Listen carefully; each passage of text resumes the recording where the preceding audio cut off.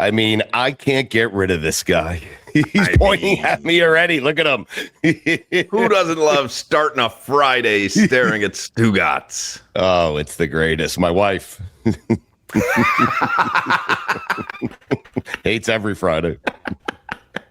Every and Thursday, and Wednesday, and Tuesday. Taylor, put it on the poll. In Arizona, is football Beck? Oh my God! I put a fly. I can't believe this. I mocked the Hall of Fame game, and that was the greatest Hall of Fame game of all time last night.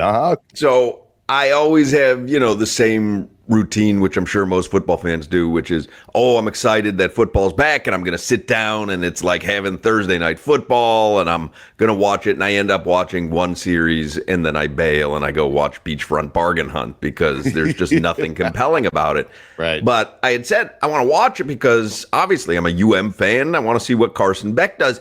And I'd been seeing for a couple weeks that he was kind of lighting it up during camp, but you don't know how that's going to translate. Yeah. And I found last night's game to be compelling as well. I watched the whole thing. Plus, the Marlins were in a rain delay, made it easier for me to watch the football game. A Carson Beck, man. Yes. I know we've done this before. I mean, Skylar Thompson in the preseason looked like the next Dan Marino at times. Yes, but we watched Carson Beck do it all the way to the Natty last year for UM. So yes, I don't think we've been watching Carson Beck do it for nearly a decade. I mean, on the highest stage, right? If you're doing it in the SEC and then you're going to the Natty with an ACC team, like you're doing something right. Like, and everyone was saying the same thing last night. He's healthy. And you can see when he's healthy, he's in command. He threw some dimes, man. Yeah, no doubt. If Jacoby Brissett, if I'm him, I'd pack my bags. I mean, already you're on the outs. You're holding out. What's going on here? And now you've got Carson Beck just. I mean, you have no expectations. Why would you not see what you have in Carson Beck headed into what people are saying is the best quarterback draft in the history of the NFL draft? I mean, I totally agree. I totally agree because whatever Arizona does, it's all upside this season, right? Correct. They're expected to be one of the worst teams, if not the worst team in the league. Right. Jacoby Brissett's not going to lead you to a Super Bowl. No. Gardner Minshew is not going to lead you to a Super Bowl. No. So why not ride with Carson Beck, who this isn't, a 19-year-old kid. This is an adult. He's played at the highest level. The SEC, everyone always says, the SEC, but that is the highest level of college football. And to your point on his age, to your point on his age, this should be his 6th or 7th season in the NFL. I mean, right? I mean, this is almost his farewell retirement season. I would absolutely ride with Carson Beck. Now, listen, can he shit the bed in game 2? Absolutely. You can't. I mean, the guys he's playing against for the most part in this game, a quarterback of his caliber should be tearing them up. Yes. Right? He's probably faced tougher rushes before when he was at Georgia. I'm not kidding. In practice. Yeah, practice. Right. So, but he was still 15 of 19 for 198 and a touchdown. And more importantly for me, he just looked like he belonged. You know? It was like weird. Yeah. That was another UM player that the Dolphins miss out on. What do you got, Taylor? The two things that I wrote down from this Hall of Fame game, Hawk, yesterday I was saying I'm going to watch every snap of this Hall of Fame game, and everybody on the radio show laughed at me, and I was like, the end of the games are normally better because it's guys that are fighting for their lives for a roster spot trying to make it, and then you get the Haynes King walk-off touchdown. But that guy's always fighting for his life, Haynes King. I mean, the two things I wrote down, Carson Beck passes the eye test. Haynes King has it. You wrote that down, huh? Yeah. Yep. Like with a pen and a paper?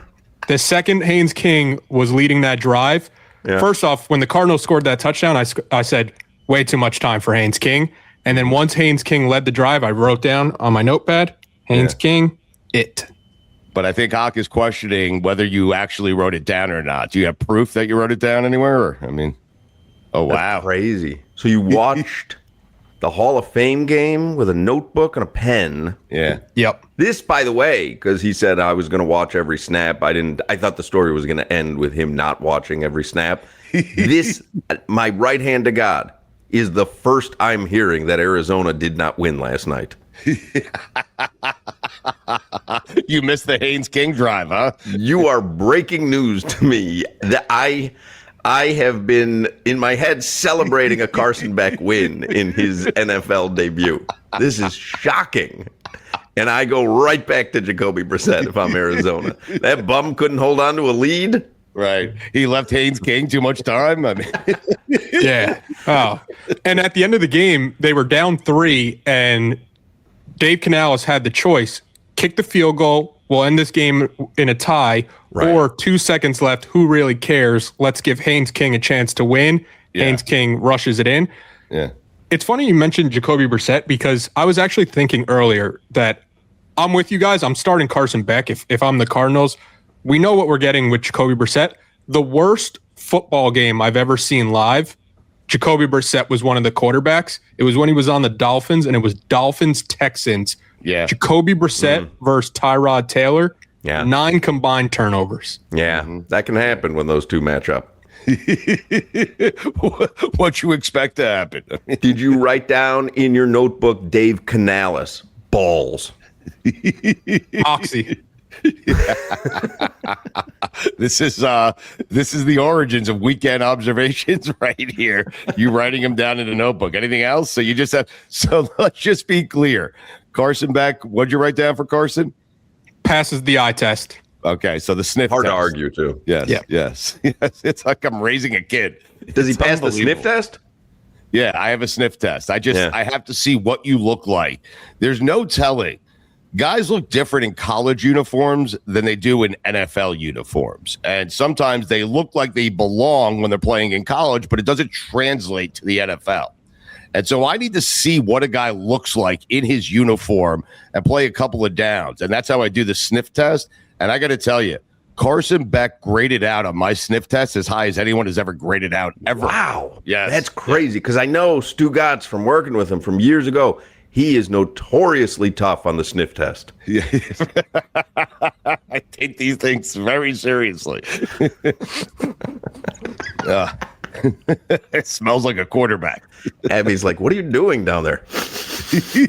Previewing Carson Beck's season. Yes. Think we might have something here. All right. So what'd you have on the other Haynes King? What'd you write down for him? Haynes King has it.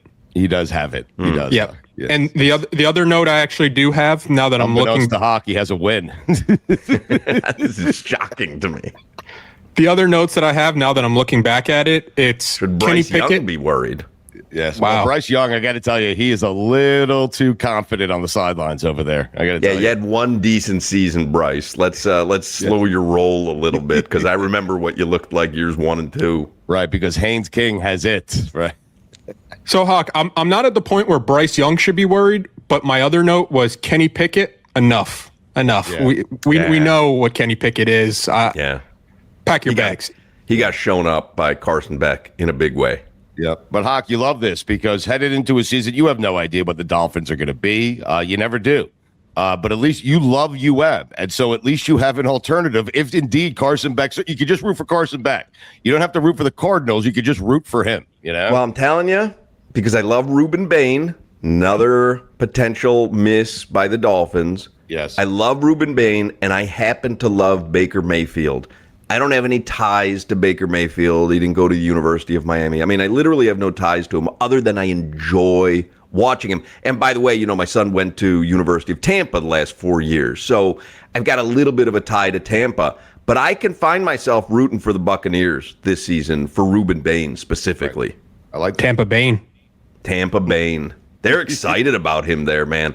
This has the potential to be a Dolphins miss of epic proportion. Yes. Right. Ruben Bain, we saw it in college. If it translates to the NFL, and he was sitting there for the Dolphins to take. And listen, I trust John Eric Sullivan. He's a talent coordinator type of guy. He knows what he's looking at. That's the big selling point. Man, Ruben Bain has a chance to be one of the great misses of all time in Dolphins history. So you're saying if the Dolphins didn't take Ruben Bain because his arms were a quarter inch too short, you're going to be outraged if he turns out to be great. It's such a crazy criticism, right? Because wasn't he playing against full-sized humans in college football? It was like I don't understand. His arms are his arms. I mean, his arms are his arms. He seems to do pretty well with however short or long his wingspan is. If that comes out as the reason that they didn't end up taking him, I'm going to bang my head against the wall. They're going to fix the team in one draft with Bain and Carson Beck. I'm telling you, we did. And I know, we Hurricanes fans do this all the time where it's like, oh, I watched this guy, Dolphins should take him. Oh, I saw this guy, Dolphins should take him. More often than not, they're right. But there are plenty of misses of guys who played in our backyard for a season, 2 seasons, 3 seasons that are right there for the taking. Yeah. And for whatever reason, they pass on them. Carson Beck in the 3rd round, when you're kind of in need of a quarterback, I mean, I'd rather have Carson Beck than Quinn Ewers right now. I think I'm doing this off one little Hall of Fame game that, there was a half a practice before. But Ruben Bain, man, that one still irks me a little bit. I felt like, listen, not to overreact after a game, but Carson Beck should never leave Canton. I mean, he's going to be there one day. He's going to have to go back. How about that? Carson, we're going to need you at midfield. Oh, post-game interview? No, we need to measure you for the jacket. The C in Carson stands for Canton. Huck, I forget who he had on. It was either Todd McShay or Mel Kiper or Field Yates, one of the draft analyst guys. And we asked them, where would Ruben Bain go in the draft if his arms were just a quarter inch longer? And they were like, he would be the number 1 pick in the draft. Yeah. Maddening. It's insane. That's maddening. Right. That's so cutesy. Everybody who's an expert in whatever field they are, I don't care if it's banking, radio, football, everyone's got to have like this little piece of knowledge that a normal person wouldn't to justify them being an expert. That is so cutesy. Listen, if his arms are 2 feet shorter than other linemen, okay, I'm with you. He's probably got some sort of thing that would put him on TLC as a good reality program. But, you kind of saw what he did in college.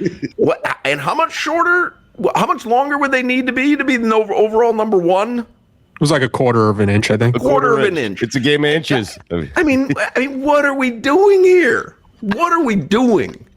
So what happens here? If Bain turns out to be great, is there now a new measurement on arms at the combine? Like what happens? Yeah, stop looking at someone's arms. Look at the plays that they made during college. Yeah, I saw him get to the quarterback constantly, even when he was double teamed. But off the field, I took a tape measure that had not been calibrated, and I held it to his shoulder, and I think I got it down to the tip of his finger. Man, if I had just seen 1/4 inch more of finger there, I could recommend you taking him in the 1st round. But I'm gonna have to say let him slide to Tampa because that 1/4 inch can be the difference. Why'd you have his arms 2 feet shorter than everyone else? He would have stumps. Because that would be funny. That I would go, I think Kiper's onto something. Because when I look at that guy, it doesn't even look like he can keep his balance. He's tilting over like he's a buoy in the ocean. And I would go, I think Kiper's got something there. It's hard to argue that. Right?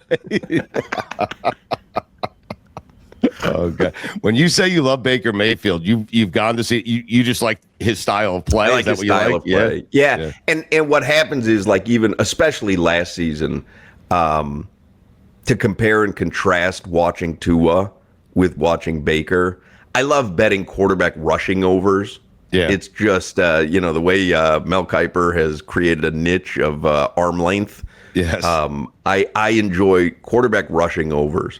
Right. And Tua's always, was at half yard, 1 yard. And I would like to bet his overs because as much as they would tell him not to scramble, he was always good for one scramble. Right. So you would hope that he would literally stumble into a yard. Yes. I would watch him, though, on every play. There were so many opportunities that any other quarterback in the league would have taken off, right? Or could have extended a play, but he would crumple.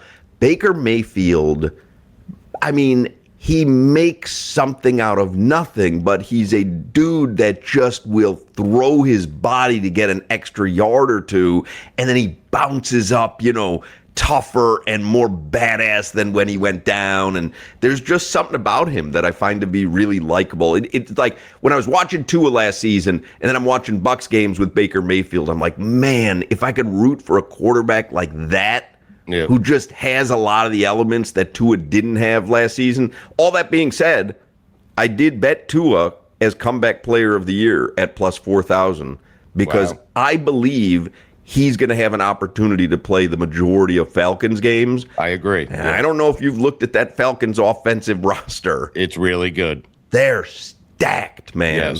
Yes. And so Tua might have an opportunity. First of all, you've got Bijan Robinson there. So already you've got to be worried about a run game, which is going to help out his throwing game. And I'm just thinking Penix isn't healthy. And I think Tua is a better quarterback than Michael Penix anyway. Yes. So I took a flyer at plus 4,000 Tua comeback player of the year. I love it. Because you love Baker so much, did you also feel disrespected by the 2-year, $100 million contract the Buccaneers offered him? I mean, it's like, what do you do with that? Because it seems like that's a pretty generous offer, right? Yeah. And a guy who does play the way that he does, you don't know when he's going to get injured. Like at some point, it's got to catch up with you. But I also understand his theory, which is, well, I'd rather have 3 years at $150 million. And if he's able to use that as like this motivation to have the best season that he's ever had, like, oh, I think I'm worth 3 years, you only think I'm worth 2. Watch what I go out there and do this season. Like if he's able to internalize that and use it as motivation, and he knows that, then it's probably a heady play by him. Helps his game, Yeah, and this isn't even just a Baker Mayfield thing. This is a thing that I'm noticing in athletes across the board where you have somebody like Carmelo Anthony coming out being like, when a player signs for $200 million, they're not really signing for $200 million. After taxes, they're probably getting like $150 million. And it's like, Carmelo. Thanks. Listen to what you're saying right now. Yeah. Well, they're making it seem like, you can't really live on $150 million, which they're just working in numbers that normal humans are not working in. Got agent fees, I got taxes. Yeah, you still have $150 million, you dope. But even if you end up with $75 million, what if you ended up with only $60 million? We had this conversation on the show yesterday on the radio show because Norris Cole came out and said, I would rather have the $50 million that I earned in my NBA career and 2 rings than $200 million. Was it $200 million or $400 million? I think then $400 million. And no rings? And no rings. Wow. And because you Crowder can was like, Crowder was like, he's out of his fucking mind. Right. What you could do with $400 million. And I'm like, but what can't you do with $50 million? Yeah, well, you could do more with $400 million. I understand what Channing is saying, but $50 million means when you get to that level, it means you don't have to work another day in your life if you don't want it. It's generational wealth. Yes. $50 million, while it seems small in professional sports, it's generational wealth. It is. Yes. $400 million, sure. Does it give you even more leeway in life? Yeah. But there's not a lot that you can't do with $50 million. And Norris Cole went on to say, it was on a podcast, but he went on to say, hey, I'm not living in South Beach or LA. He goes, so imagine what a $2 million house in the Midwest is versus a $2 million house in Miami. And he's like, and I've got those 2 rings forever. And I was saying to Crowder, there is value to being on a team that goes to whether it's the NBA Finals like Norris Cole or a Super Bowl run or a Stanley Cup run, World Series run. There's, I think, an economic value in just being part of it. Of right? course. Getting to experience something that many athletes don't. And Norris made plays during those runs. Yes. He did. He's never going to be remembered. Nope. for being on those teams because those teams were so loaded. But he's got 2 rings and he's got $50 million. Yes, right. And he lives in the Midwest. Yeah. Yes. Hawk, that made me think of a TikTok trend that I always see where I'm scrolling through and people are showing these houses and they're like, look at this house that I have in Dubuque, Iowa. This is what $1.5 million gets you in Dubuque, Iowa. And I'm like, okay, but the trade-off is you live in Dubuque, Iowa. Yeah, but Norris wants to live where he's living, you know? Yeah, no, I've always had that thought because I know what Lori and I paid for our apartment in downtown Boca. Oh, and God. I know what that would get me in Port St. Lucie. Oh, geez. Yes. And I could go move to Port St. Lucie, and you would think I was a Rockefeller. I've been thinking about going there. I'm serious. But then I'm in Port St. Lucie. Well, what am I going to do in Port St. Lucie? Now, if you move there, totally different story. Yeah, if you're moving, then I'll move with you. Without the wives. Yeah, in fact, I was going to say, let's leave the wives here.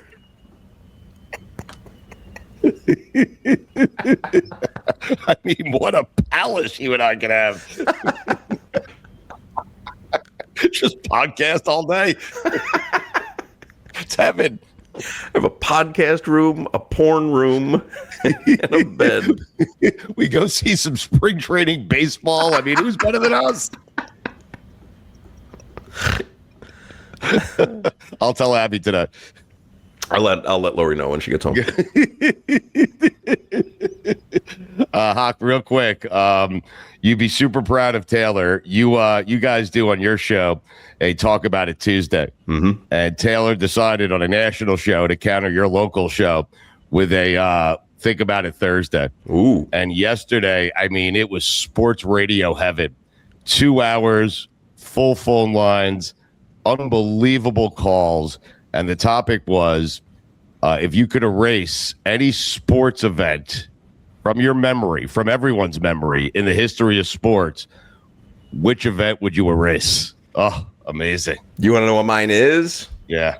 Just off the top of my head. Now, this is weird because I'm a Dolphins fan now, but I grew up in Chicago. Yes, but if your producer came to you with an idea like that, you would love that topic, correct? It's a great topic, and you can get 3 weeks out of it. Yeah. I mean, you literally don't have to. You don't have to contain that in 1 hour. Like you can get. We got 65 calls off it. Well, you'd get 65 more today, 65 more tomorrow, 65 more the next day. Yeah.